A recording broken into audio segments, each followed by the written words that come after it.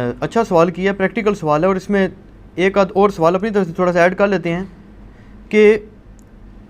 हमारे मुल्क में चीटिंग एक ऐसी चीज़ है कि शायद ही कोई शख्स ऐसा नेक हो जो कहे कि जी मैंने ज़िंदगी में कभी एग्ज़ाम्स में चीटिंग वगैरह नहीं की, तो इस्लाम तो इसकी इजाज़त ज़ाहिर नहीं देता। अब उसी की बेस के ऊपर एक शख्स ने नंबर लिए, उसी की बेस के ऊपर उसको जॉब मिली, उसी की बेस के ऊपर वो कमाई कर रहा है, या फिर इसमें एक और चीज़ ऐड कर लें कि बाद हज़रात ये भी कहते हैं कि जी जॉब मिलना भी तकरीबन नामुमकिन है सिवाय सिफारिश के या रिश्वत के, और उसमें फिर आगे प्रमोशन लेना तो सिफारिश के बगैर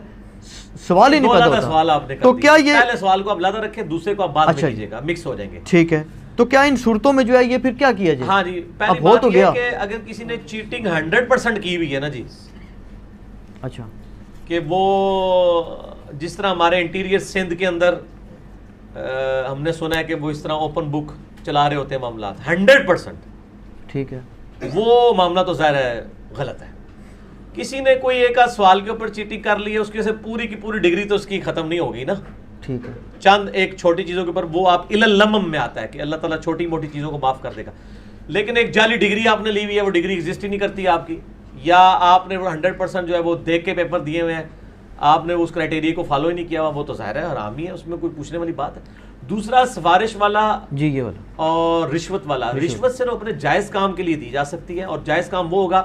कि जिस काम को करवाते हुए आप किसी दूसरे का हक ना मार रहे हो। मसलन एक बंदे ने बिजली का मीटर लगवाना है, ठीक है, मीटर आपका बुनियादी हक है, आपने अप्लाई किया, क्यू में आपका नंबर भी आ गया, अब उन्होंने मीटर भी आया हुआ रोक के रखा हुआ है कि रिश्वत दोगे तो लगाएंगे,